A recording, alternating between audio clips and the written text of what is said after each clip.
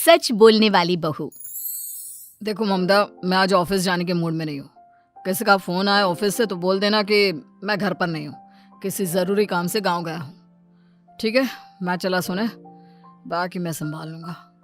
ममता बेचारी, जैसा नाम वैसा ही नेचर।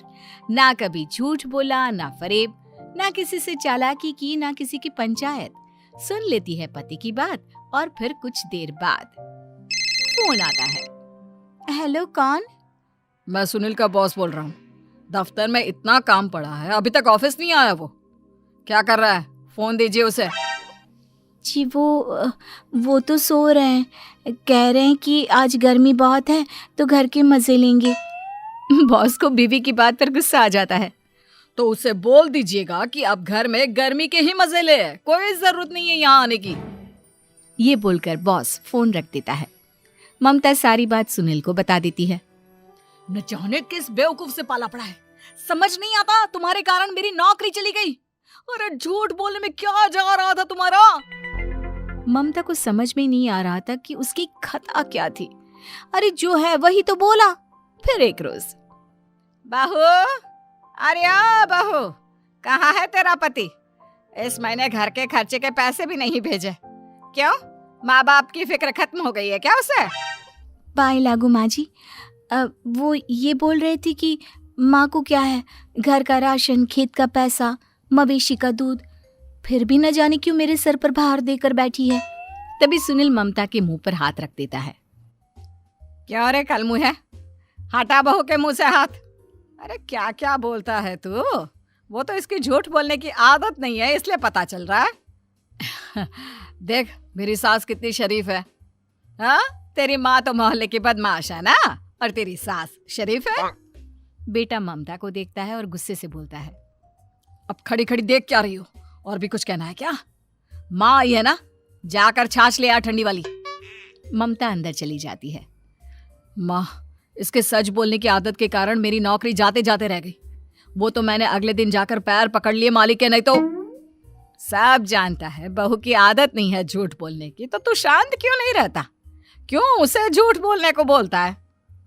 फिर एक रोज, बहू, जा अपनी पड़ोसन के पास और उससे बोल कि वो लाल वाली साड़ी जो उसने नए साल की पार्टी में पहनी थी, तुझे वो चाहिए।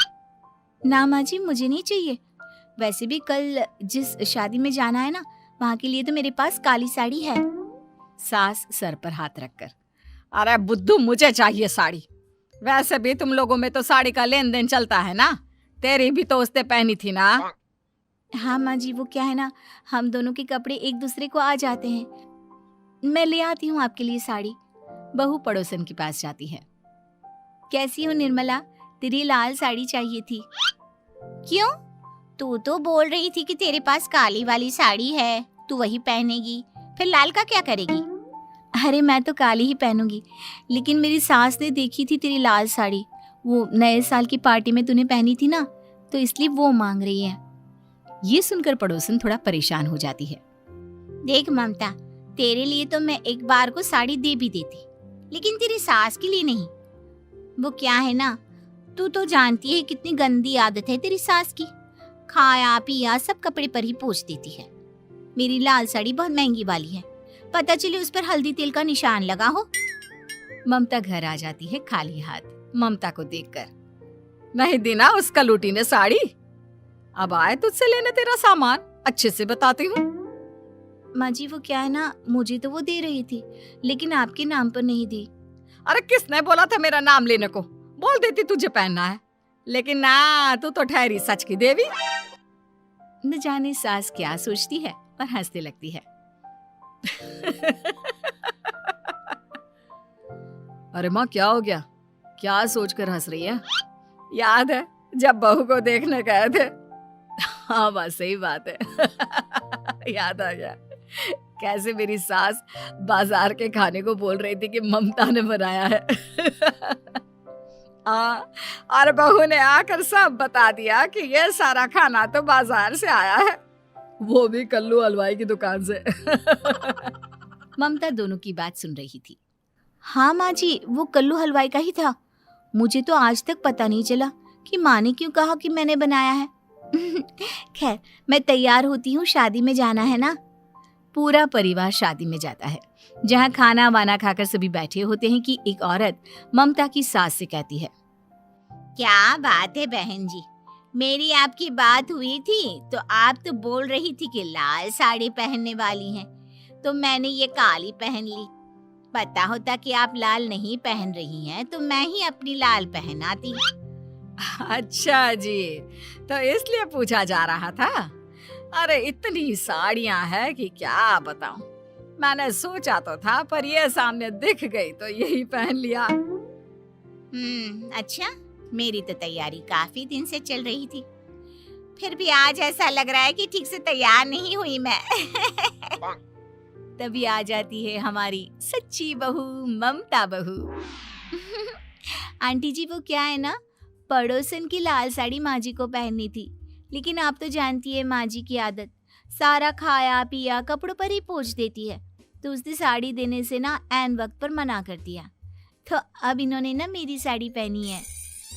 औरत ममता की सास को घूरती है, अरे मांग कर ही साड़ी पहननी थी क्या? हम जैसे तो खुद की ही साड़ी पहनते हैं, चलो चलते हैं। सास का गुस्सा अब ममता पर फूट पड़ता है।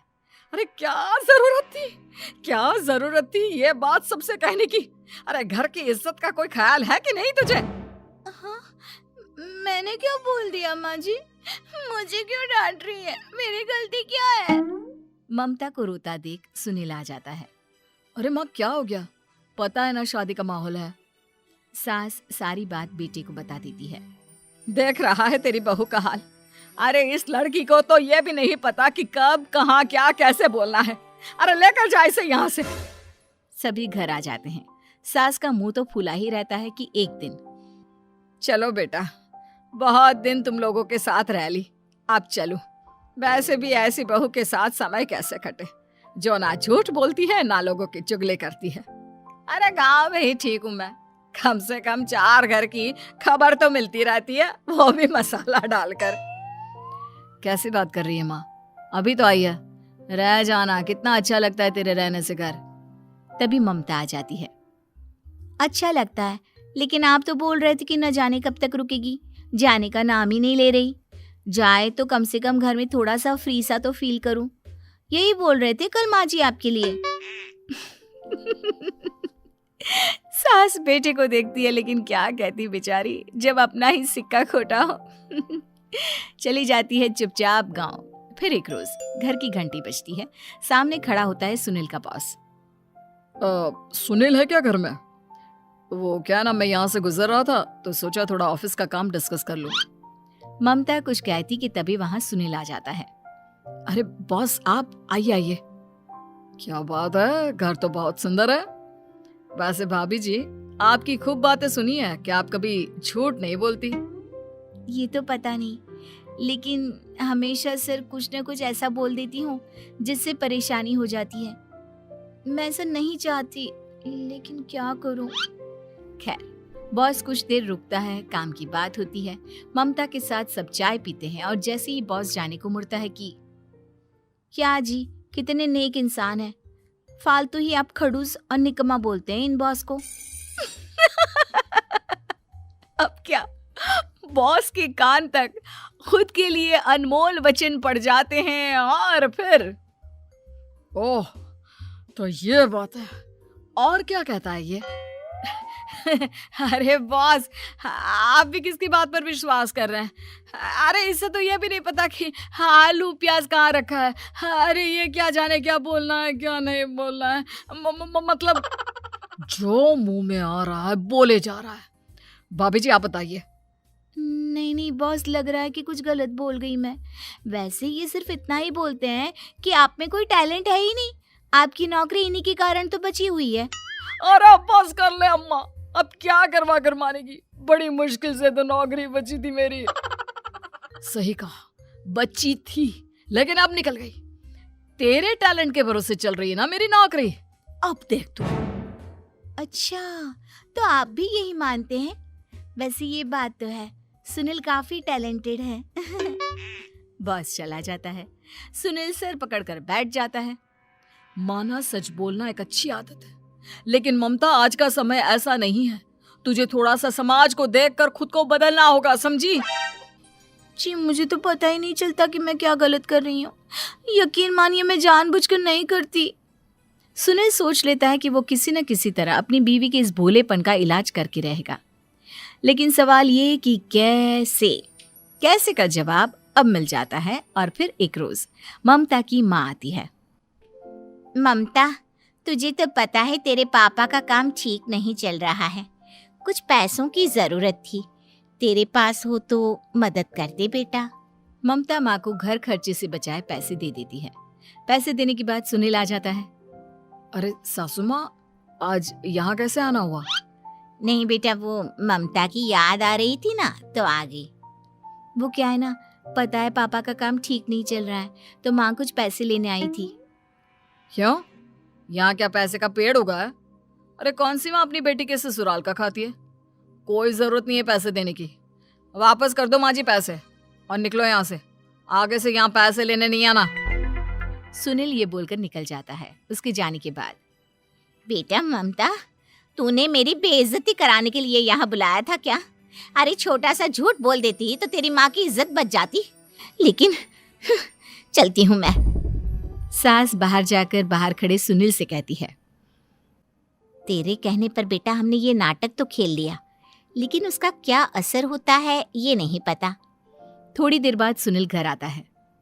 देखिए, मुझे मेरी गलती का एहसास हो गया है। मैं समझ गई हूँ कि सच कितना सच होता है और उसकी कीमत आज के समय में बहुत बड़ी है। माफ करना, मैं आज से सच कभी नहीं बोलूंगी। क्या? कभी नहीं? फिर क्या, दोनों मियाँ बीवी खुश रहने लगते हैं, क्योंकि बीवी को थोड़ी सी झूठ की आदत हो जाती है।